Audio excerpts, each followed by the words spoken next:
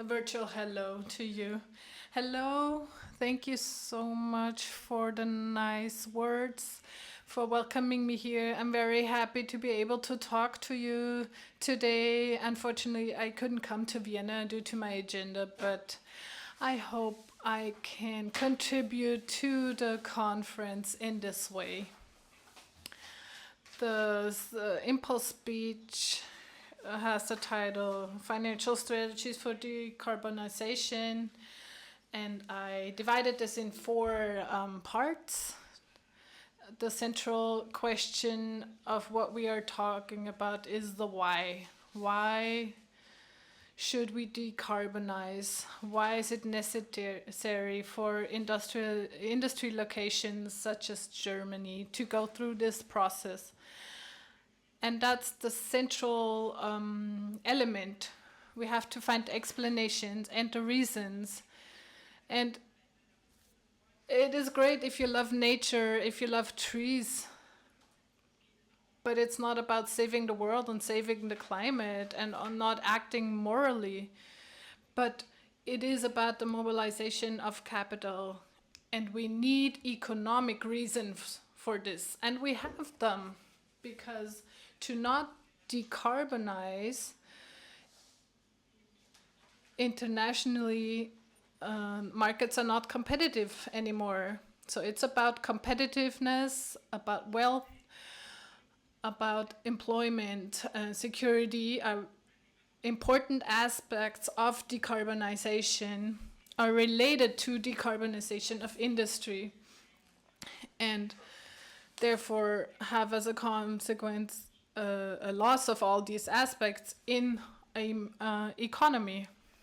And in the past, a mistake was made. We talked about green finance, we talked about sustainable finance, we talked about ESG as an addition.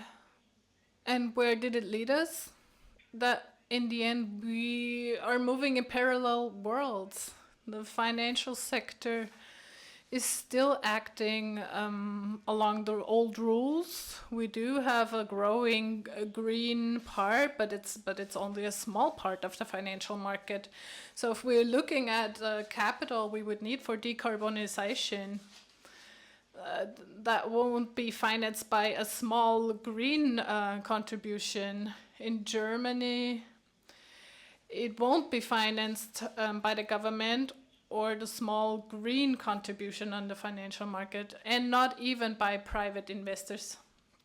In Germany, for decarbonization, the amount is so high that we would also need international investors, private investors, in order to have the capital.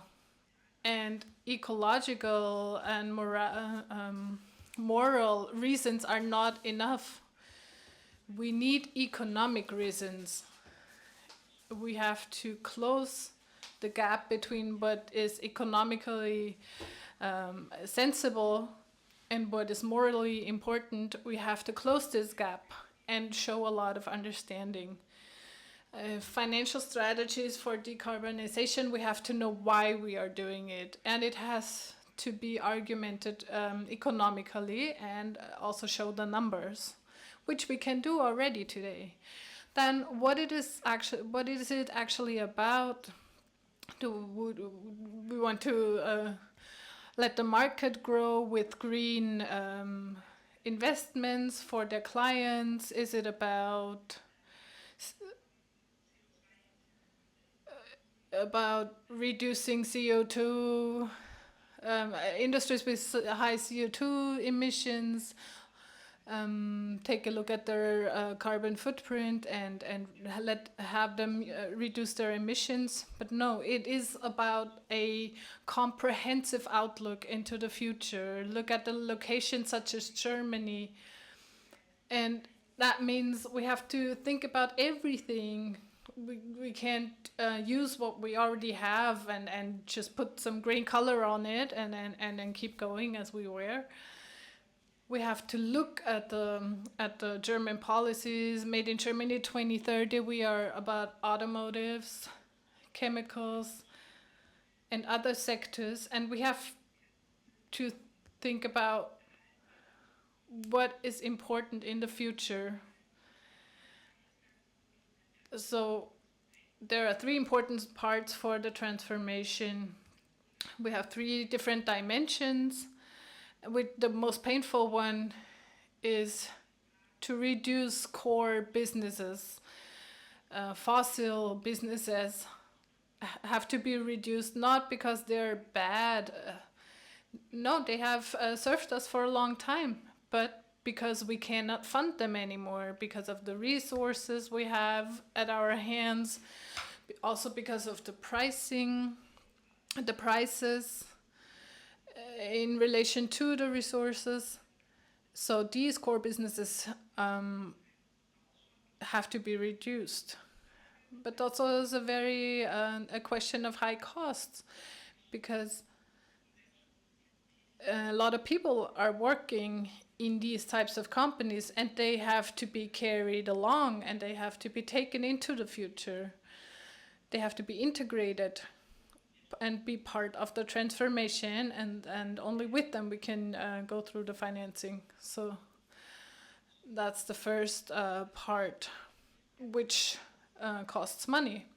The second dimension, which is probably the biggest dimension of transformation, is we have to rebuild.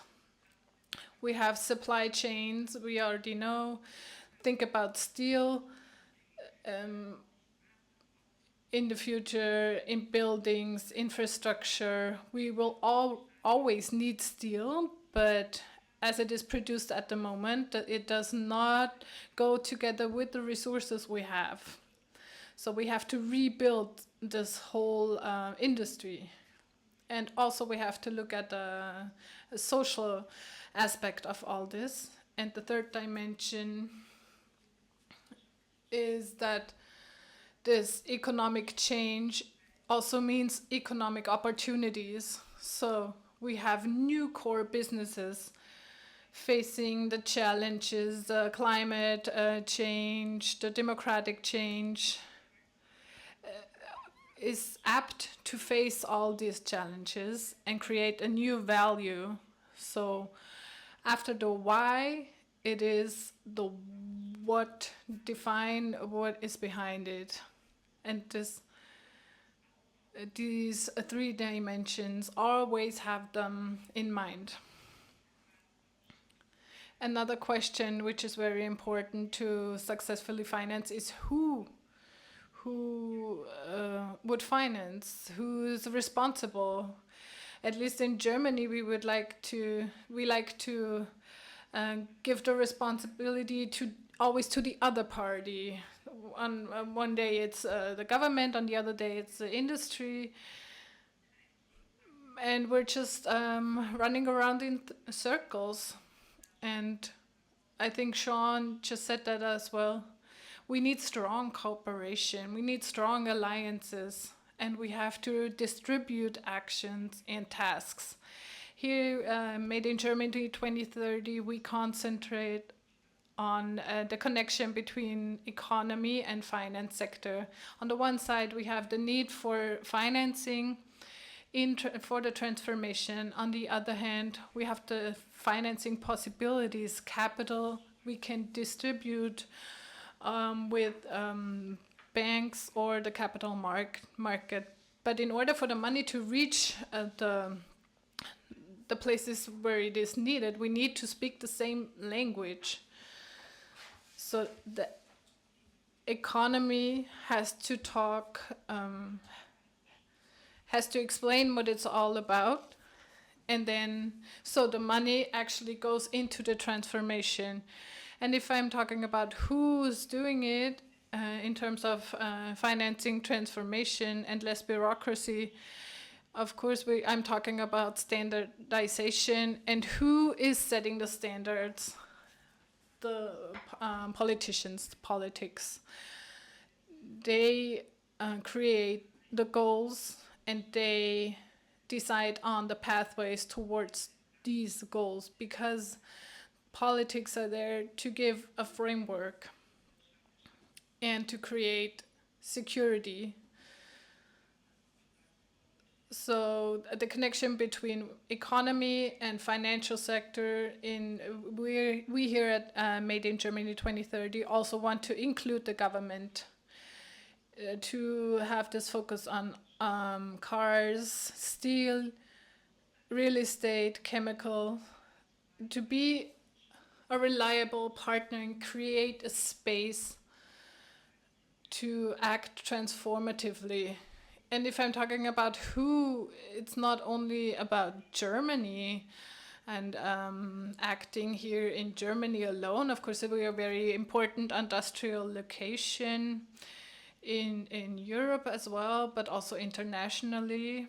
But when we're talking about who, is we have to have present that we are all working together in Europe, that we have to collaborate with our European partners, and it's also about competitiveness when we're especially when we're looking at geopolitical happenings at the moment.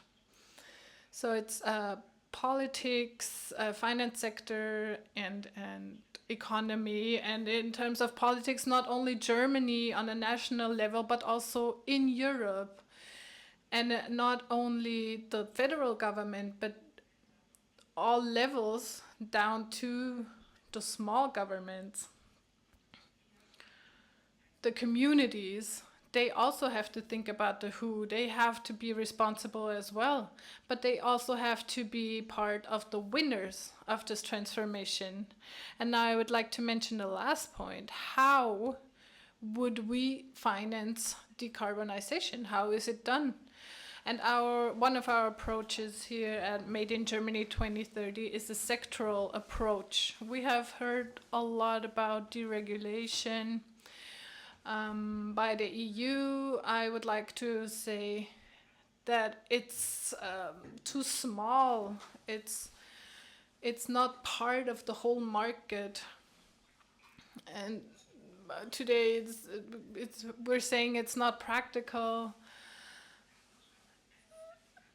either for the economy or the finance sector. I think no regulation was perfect from the first try. So I think for us, and it is our task to put this regulation into practice and improve it. So our proposition from Made in Germany 2030 is a sectoral approach, because we see many challenges. For example, in the chemical sector, in comparison to the car sector, it's very different. The central points might be the same. For example, energy, but in other sectors they're very different. Other points are very different.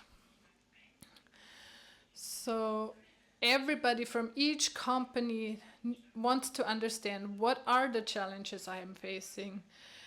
And as an investor, I want to be able to implement these elements. So a sectoral approach, and also another point of how to finance the decarbonization, is a digital process. Because here we have a big amount of data between finance, economy, and governments. And in order to be able to work together, you can't do it through Excel sheets. You need a smart strategy. You need open sources for data. For example, like the European Single Access Point, which hasn't been introduced yet. And we really need it. In Germany, we would like to find a national way, and we're advocating for that here in Germany as an industry location.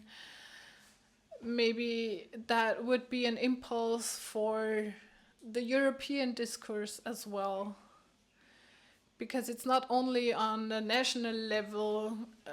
In many countries, people are acting, but we need to act together as Europeans. So it's sectoral, it's digital, and I would like to conclude strongly interconnected. Here in Germany, we have a new federal government. So we have a special budget. It's financing of special sectors, also the industry transformation. And this federal budget will not be able to finance the whole process. So when you're using public funds, it is very important to do so in a way to lever also private capital. So we need international investors, and they have to understand that Germany is a strong industry location, is ready and on the right path. And this trust will attract private capital, and then we will create a successful basis for the transformation, which is already happening and which is an economic opportunity in order to ensure competitiveness. And we should use it. Thank you so much for your attention. And I would like to ask you to send your questions digitally through the Made in Germany 2030 website. And I wish you an insightful discussion and a successful conference. Thank you.